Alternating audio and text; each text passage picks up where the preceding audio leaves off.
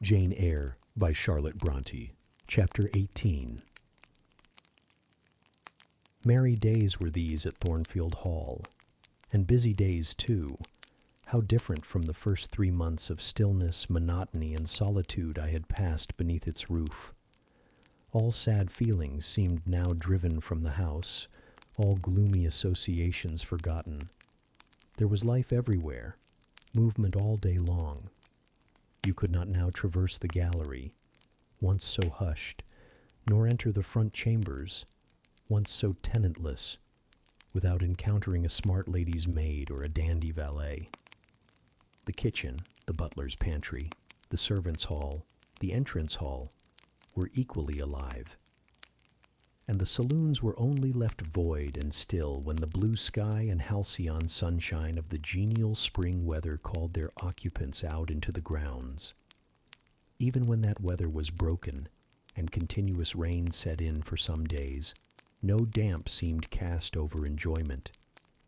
Indoor amusements only became more lively and varied, in consequence of the stop put to outdoor gaiety.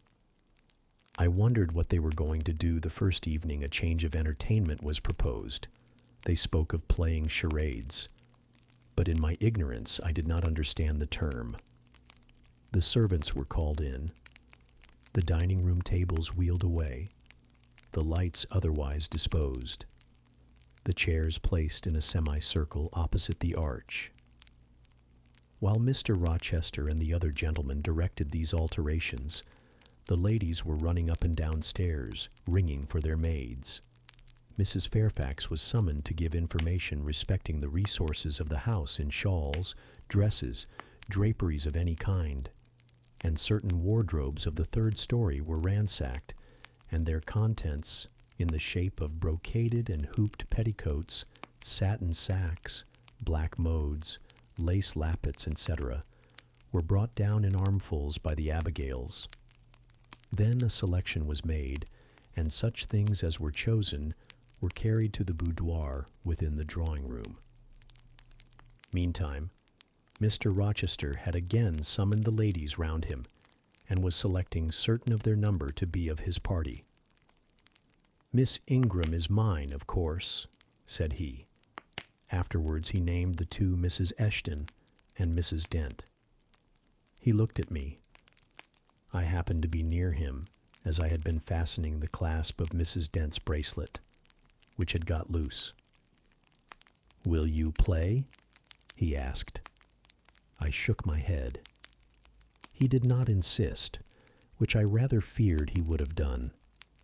He allowed me to return quietly to my usual seat. He and his aides now withdrew behind the curtain. The other party, which was headed by Colonel Dent, sat down on the crescent of chairs. One of the gentlemen, Mr. Eshton, observing me, seemed to propose that I should be asked to join them, but Lady Ingram instantly negatived the notion. "No," I heard her say. "She looks too stupid for any game of the sort." Ere long a bell tinkled, and the curtain drew up. Within the arch, the bulky figure of Sir George Lynn, whom Mr. Rochester had likewise chosen, was seen enveloped in a white sheet. Before him, on a table, lay open a large book, and at his side stood Amy Eshton, draped in Mr. Rochester's cloak, and holding a book in her hand. Somebody, unseen, rang the bell merrily.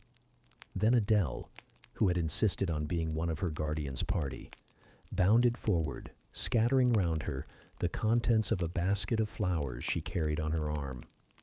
Then appeared the magnificent figure of Miss Ingram, clad in white, a long veil on her head, and a wreath of roses round her brow. By her side walked Mr. Rochester, and together they drew near the table. They knelt, while Mrs. Dent and Louisa Eshton, dressed also in white, took up their stations behind them. A ceremony followed in dumb show, in which it was easy to recognize the pantomime of a marriage. At its termination, Colonel Dent and his party consulted in whispers for 2 minutes. Then the colonel called out, "Bride." Mr. Rochester bowed, and the curtain fell. A considerable interval elapsed before it again rose. Its second rising displayed a more elaborately prepared scene than the last. The drawing room, as I have before observed, was raised 2 steps above the dining room, and on the top of the upper step, placed a yard or 2 back within the room, appeared a large marble basin, which I recognized as an ornament of the conservatory, where it usually stood, surrounded by exotics and tenanted by goldfish, and whence it must have been transported with some trouble on account of its size and weight. Seated on the carpet, by the side of this basin, was seen Mr. Rochester, costumed in shawls, with a turban on his head. His dark eyes and swarthy skin and Paynim features suited the costume exactly. He looked the very model of an Eastern emir, an agent or a victim of the bowstring. Presently advanced into view Miss Ingram. She, too, was attired in Oriental fashion, a crimson scarf tied sash-like round the waist, an embroidered handkerchief knotted about her temples, her beautifully molded arms bare, one of them upraised in the act of supporting a pitcher, poised gracefully on her head.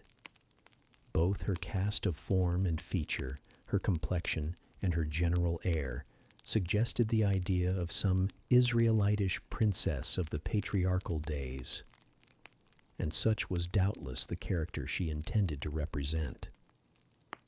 She approached the basin and bent over it as if to fill her pitcher. She again lifted it to her head. The personage on the well brink now seemed to accost her, to make some request. She hasted, let down her pitcher on her hand, and gave him to drink. From the bosom of his robe he then produced a casket, opened it, and showed magnificent bracelets and earrings. She acted astonishment and admiration. Kneeling, he laid the treasure at her feet. Incredulity and delight were expressed by her looks and gestures. The stranger fastened the bracelets on her arms and the rings in her ears. It was Eleazar and Rebecca. The camels only were wanting. The divining party again laid their heads together. Apparently they could not agree about the word or syllable the scene illustrated.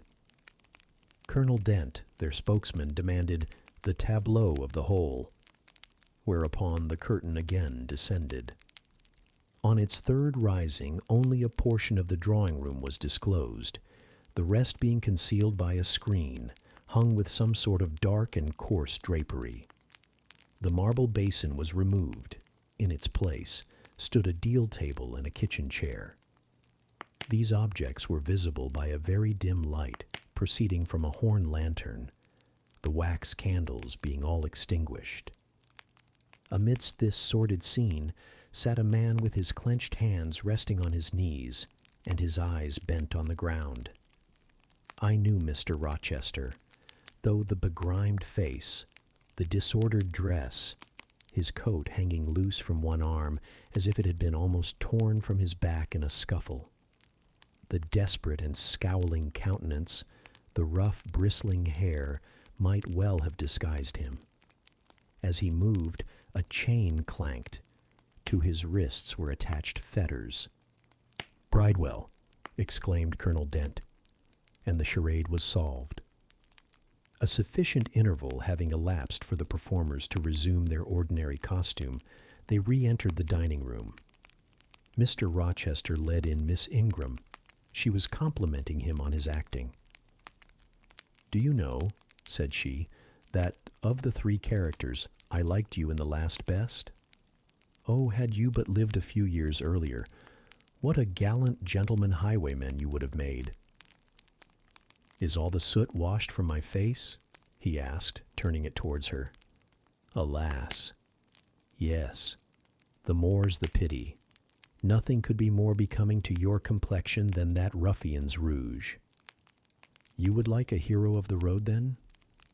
"An English hero of the road would be the next best thing to an Italian bandit, and that could only be surpassed by a Levantine pirate. Well, whatever I am, remember you are my wife. We were married an hour since. in the presence of all these witnesses. She giggled, and her color rose. "Now, Dent," continued Mr. Rochester, "it is your turn." And as the other party withdrew, he and his band took the vacated seats. Miss Ingram placed herself at her leader's right hand. The other diviners filled the chairs on each side of him and her. I did not now watch the actors. I no longer waited with interest for the curtain to rise. My attention was absorbed by the spectators. My eyes, erewhile fixed on the arch, were now irresistibly attracted to the semicircle of chairs. What charade Colonel Dent and his party played, what word they chose, how they acquitted themselves, I no longer remember. But I still see the consultation which followed each scene. I see Mr. Rochester turn to Miss Ingram, and Miss Ingram to him. I see her incline her head towards him, till the jetty curls almost touch his shoulder and wave against his cheek. I hear their mutual whisperings. I recall their interchanged glances. And something even of the feeling roused by the spectacle returns in memory at this moment. I have told you, reader, that I had learnt to love Mr. Rochester. I could not unlove him now, merely because I found that he had ceased to notice me, because I might pass hours in his presence, and he would never once turn his eyes in my direction, because I saw all his attentions appropriated by a great lady, who scorned to touch me with the hem of her robes as she passed, who, if ever her dark and imperious eye fell on me by chance, would withdraw it instantly as from an object too mean to merit observation. I could not unlove him, because I felt sure he would soon marry this very lady, because I read daily in her a proud security in his intentions respecting her, because I witnessed hourly in him a style of courtship which, if careless and choosing rather to be sought than to seek, was yet, in its very carelessness, captivating, and in its very pride, irresistible. There was nothing to cool or banish love in these circumstances, though much to create despair. Much, too, you will think, reader, to engender jealousy. If a woman, in my position, could presume to be jealous of a woman in Miss Ingram's, but I was not jealous, or very rarely, the nature of the pain I suffered could not be explained by that word. Miss Ingram was a mark beneath jealousy. She was too inferior to excite the feeling. Pardon the seeming paradox. I mean what I say. She was very showy, but she was not genuine. She had a fine person, many brilliant attainments, but her mind was poor, her heart barren by nature. Nothing bloomed spontaneously on that soil. No unforced natural fruit delighted by its freshness. She was not good. She was not original. She used to repeat sounding phrases from books. She never offered, nor had, an opinion of her own. She advocated a high tone of sentiment, but she did not know the sensations of sympathy and pity. Tenderness and truth were not in her. Too often she betrayed this by the undue vent she gave to a spiteful antipathy she had conceived against little Adele, pushing her away with some contumelious epithet if she happened to approach her, sometimes ordering her from the room, and always treating her with coldness and acrimony. Other eyes besides mine watched these manifestations of character, watched them closely, keenly, shrewdly. Yes, the future bridegroom, Mr. Rochester himself, exercised over his intended a ceaseless surveillance. And it was from this sagacity, this guardedness of his, this perfect, clear consciousness of his fair one's defects, this obvious absence of passion in his sentiments towards her, that my ever-torturing pain arose. I saw he was going to marry her, for family, perhaps political reasons, because her rank and connections suited him. I felt he had not given her his love, and that her qualifications were ill-adapted to win from him that treasure. This was the point. This was where the nerve was touched and teased. This was where the fever was sustained and fed. She could not charm him. If she had managed the victory at once, and he had yielded and sincerely laid his heart at her feet, I should have covered my face, turned to the wall, and, figuratively, have died to them. If Miss Ingram had been a good and noble woman, endowed with force, fervor, kindness, sense, I should have had one vital struggle with two tigers, jealousy and despair. Then, my heart torn out and devoured, I should have admired her, acknowledged her excellence, and been quiet for the rest of my days. And the more absolute her superiority, the deeper would have been my admiration, the more truly tranquil my quiescence.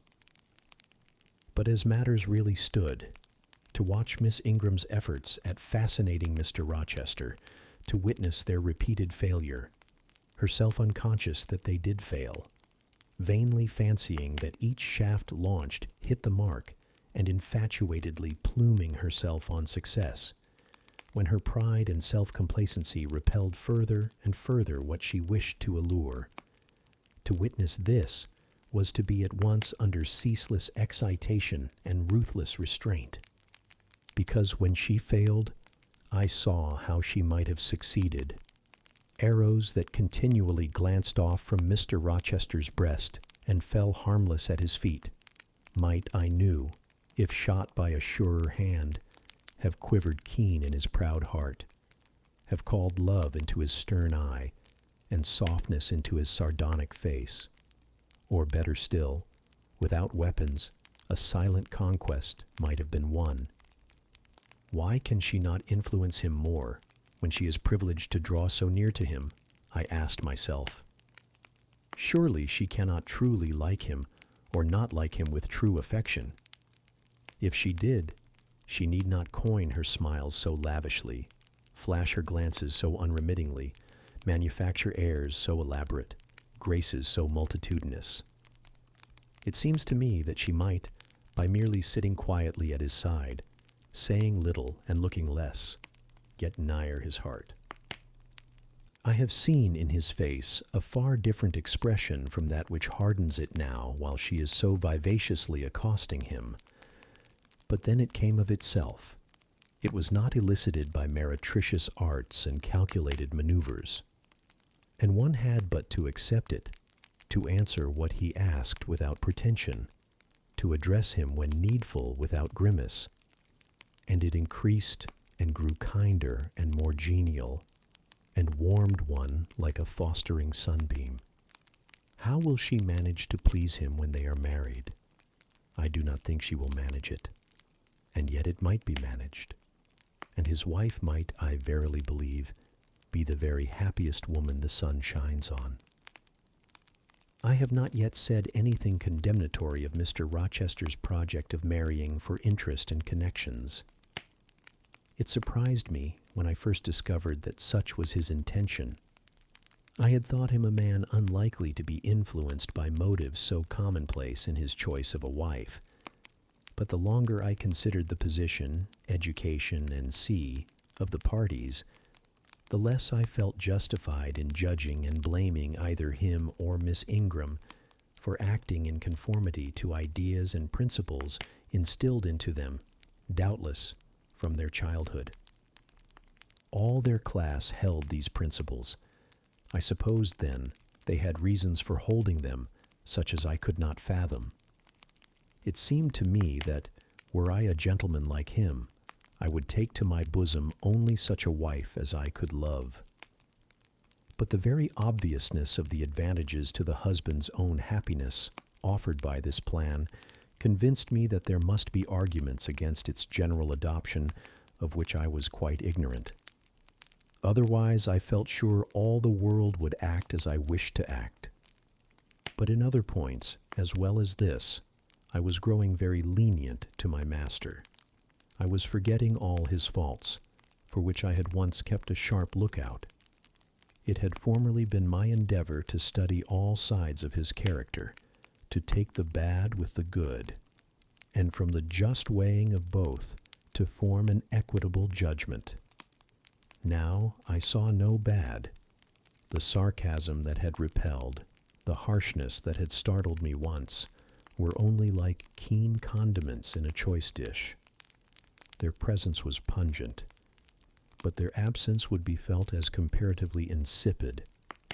And as for the vague something, was it a sinister or a sorrowful, a designing or a desponding expression, that opened upon a careful observer, now and then, in his eye, and closed again before one could fathom the strange depth partially disclosed, that something which used to make me fear and shrink, as if I had been wandering amongst volcanic-looking hills and had suddenly felt the ground quiver and seen it gape.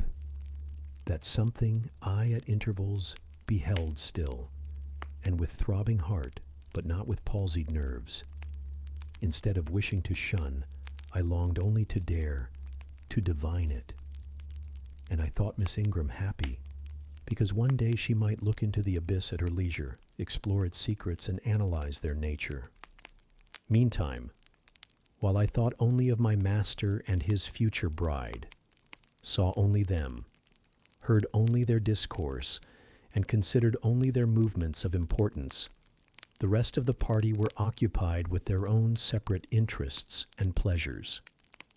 The ladies Lynn and Ingram continued to consort in solemn conferences, where they nodded their two turbans at each other, and held up their four hands in confronting gestures of surprise, or mystery, or horror, according to the theme on which their gossip ran, like a pair of magnified puppets.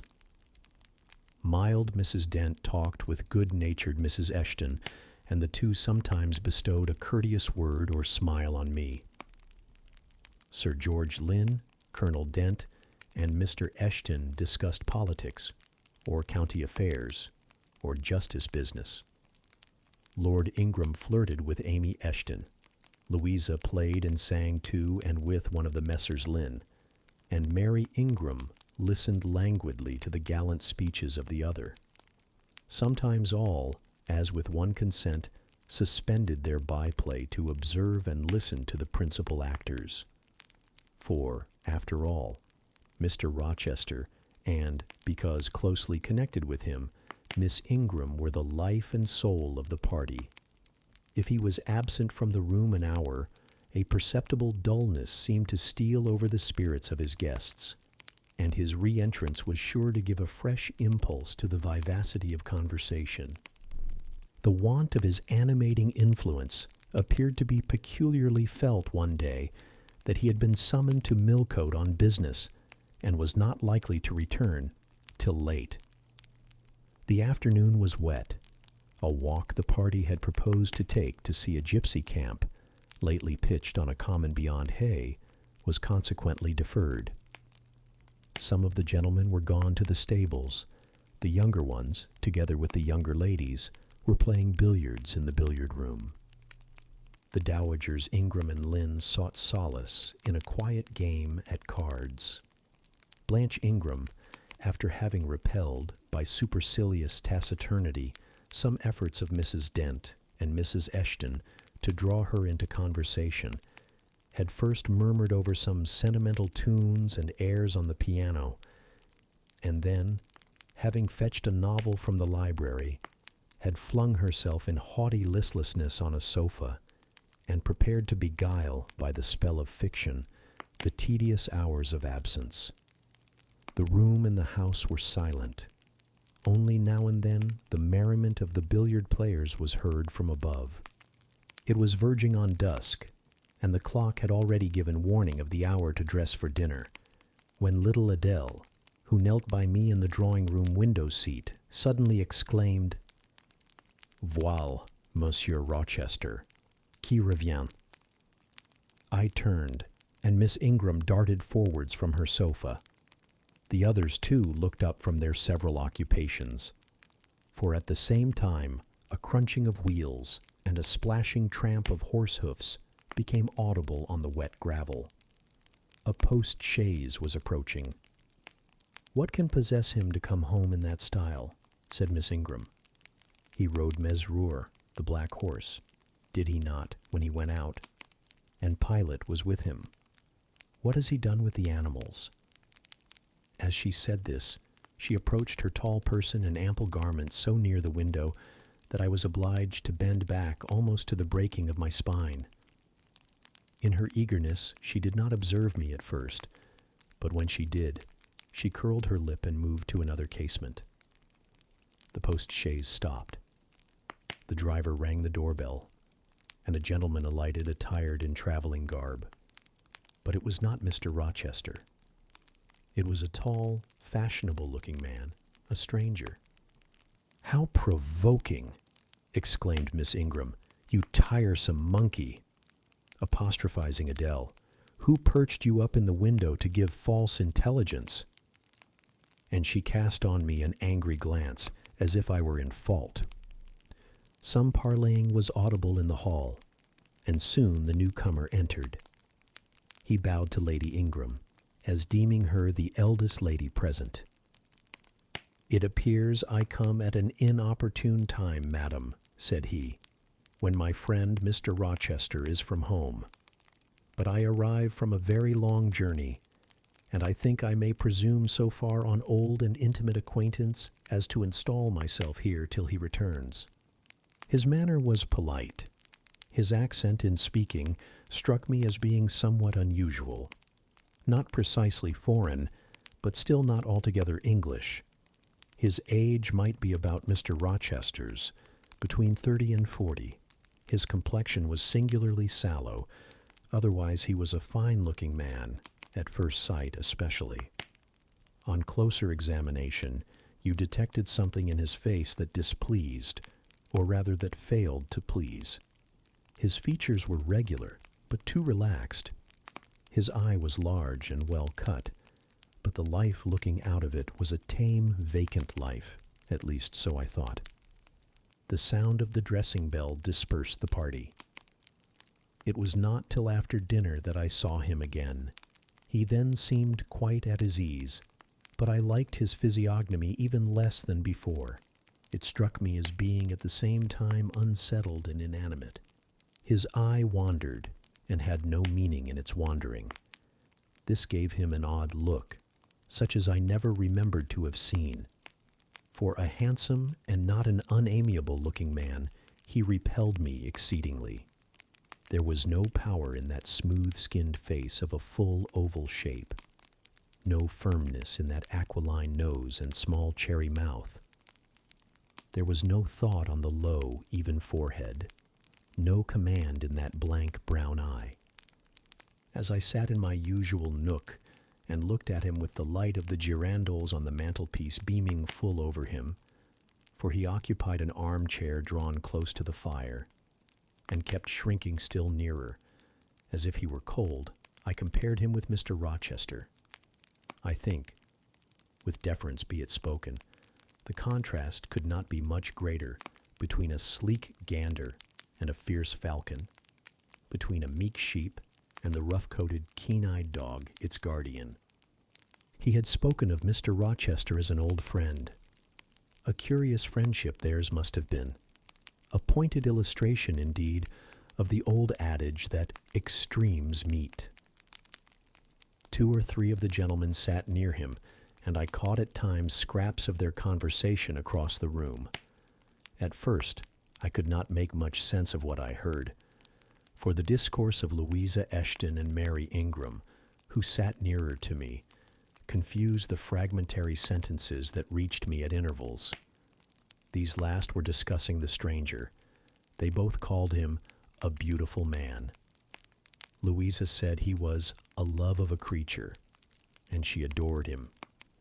And Mary instanced his pretty little mouth and nice nose as her ideal of the charming. "And what a sweet-tempered forehead he has," cried Louisa. "So smooth. None of those frowning irregularities I dislike so much. And such a placid eye and smile." And then, to my great relief, Mr. Henry Lynn summoned them to the other side of the room to settle some point about the deferred excursion to Hay Common.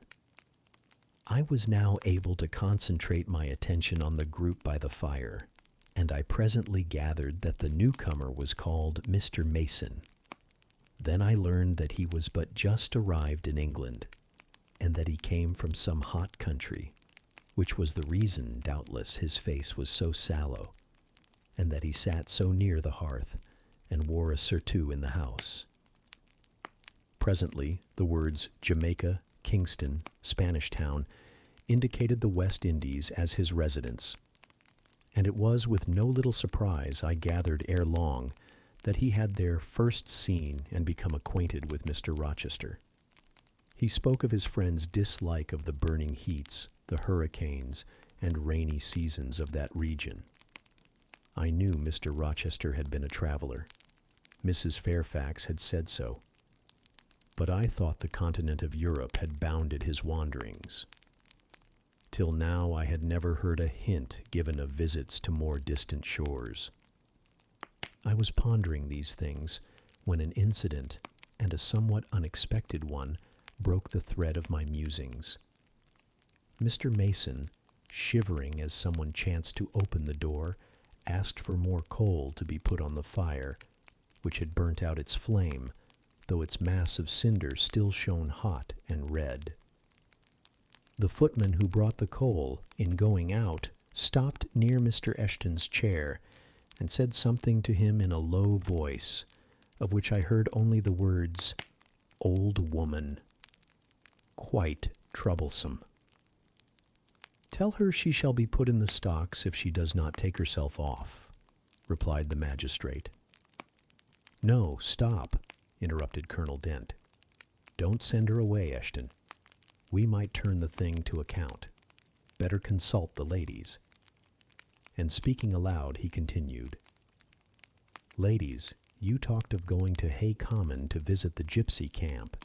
Sam here says that one of the old mother bunches is in the servants' hall at this moment, and insists upon being brought in before the quality to tell them their fortunes. Would you like to see her?" "Surely, Colonel," cried Lady Ingram, "you would not encourage such a low impostor. Dismiss her by all means at once." "But I cannot persuade her to go away, my lady," said the footman, "nor can any of the servants. Mrs. Fairfax is with her just now, entreating her to be gone.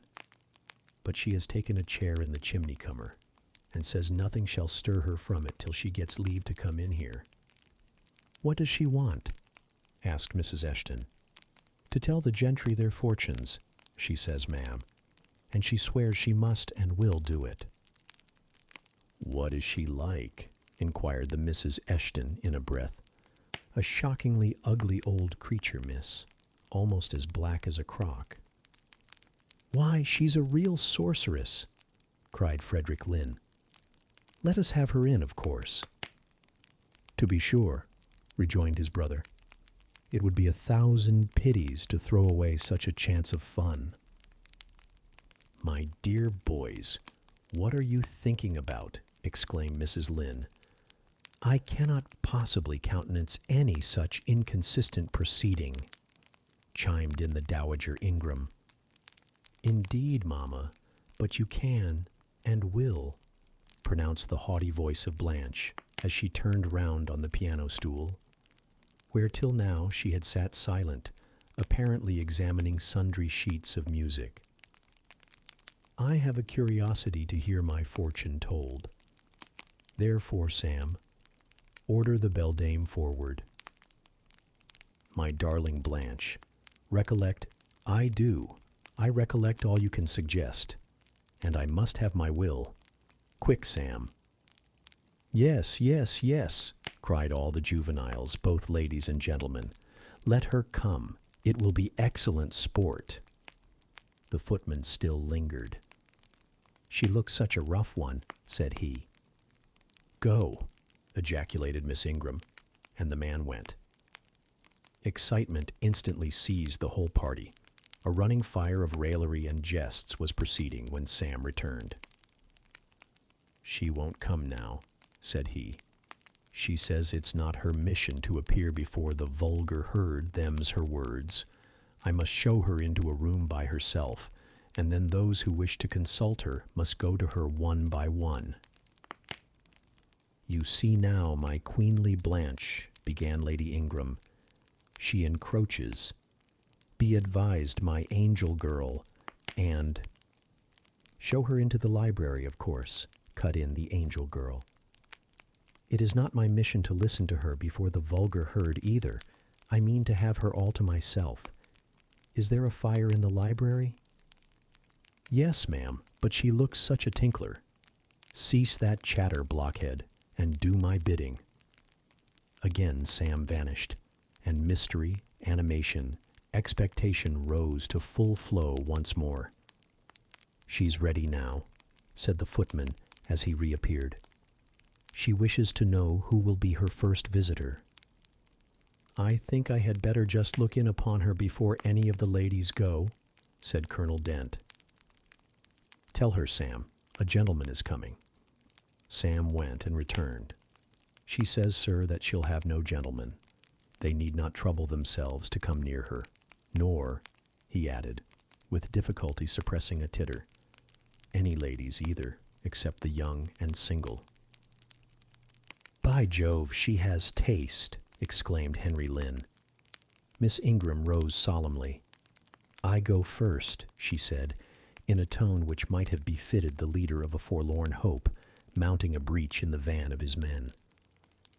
"Oh, my best, oh, my dearest, pause, reflect," was her mamma's cry, but she swept past her in stately silence, passed through the door which Colonel Dent held open, and we heard her enter the library.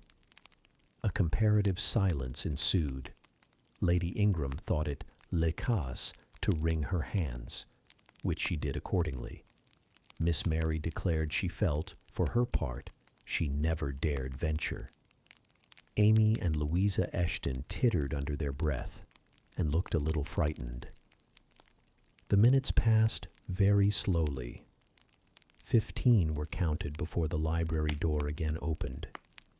Miss Ingram returned to us through the arch. Would she laugh? Would she take it as a joke? All eyes met her with a glance of eager curiosity, and she met all eyes with one of rebuff and coldness. She looked neither flurried nor merry. She walked stiffly to her seat, and took it in silence. "Well, Blanche," said Lord Ingram. "What did she say, sister?" asked Mary. "What did you think? How do you feel? Is she a real fortune-teller?" demanded the Misses Eshton. Now, good people," returned Miss Ingram, "don't press upon me. Really, your organs of wonder and credulity are easily excited. You seem, by the importance of you all, my good mamma included, ascribe to this matter absolutely to believe we have a genuine witch in the house, who is in close alliance with the old gentleman. I have seen a gypsy vagabond. She has practiced in hackneyed fashion the science of palmistry, and told me what such people usually tell. My whim is gratified, and now I think Mr. Eshton will do well to put the hag in the stocks tomorrow morning, as he threatened." Miss Ingram took a book, leant back in her chair, and so declined further conversation. I watched her for nearly half an hour. During all that time she never turned a page, and her face grew momently darker, more dissatisfied, and more sourly expressive of disappointment. She had obviously not heard anything to her advantage, and it seemed to me, from her prolonged fit of gloom and taciturnity, that she herself, notwithstanding her professed indifference, attached undue importance to whatever revelations had been made her. Meantime, Mary Ingram, Amy, and Louisa Eshton declared they dared not go alone, and yet they all wished to go. A negotiation was opened through the medium of the ambassador Sam, and after much pacing to and fro, till, I think, the said Sam's calves must have ached with the exercise, permission was at last with great difficulty extorted from the rigorous Sibyl, for the three to wait upon her in a body. Their visit was not so still as Miss Ingram's had been. We heard hysterical giggling and little shrieks proceeding from the library, and at the end of about 20 minutes they burst the door open and came running across the hall, as if they were half scared out of their wits. "I am sure she is something not right," they cried, one and all. "She told us such things. She knows all about us." And they sank breathless into the various seats the gentleman hastened to bring them. Pressed for further explanation, they declared she had told them of things they had said and done when they were mere children, described books and ornaments they had in their boudoirs at home, keepsakes that different relations had presented to them. They affirmed that she had even divined their thoughts, and had whispered in the ear of each the name of the person she liked best in the world, and informed them of what they most wished for. Here the gentleman interposed with earnest petitions to be further enlightened on these two last-named points, but they got only blushes, ejaculations, tremors, and titters in return for their importunity. The matrons, meantime, offered vinaigrettes and wielded fans, and again reiterated the expression of their concern that their warning had not been taken in time. And the elder gentleman laughed, and the younger urged their services on the agitated fair ones. In the midst of the tumult, and while my eyes and ears were fully engaged in the scene before me, I heard a hem close at my elbow. I turned and saw Sam.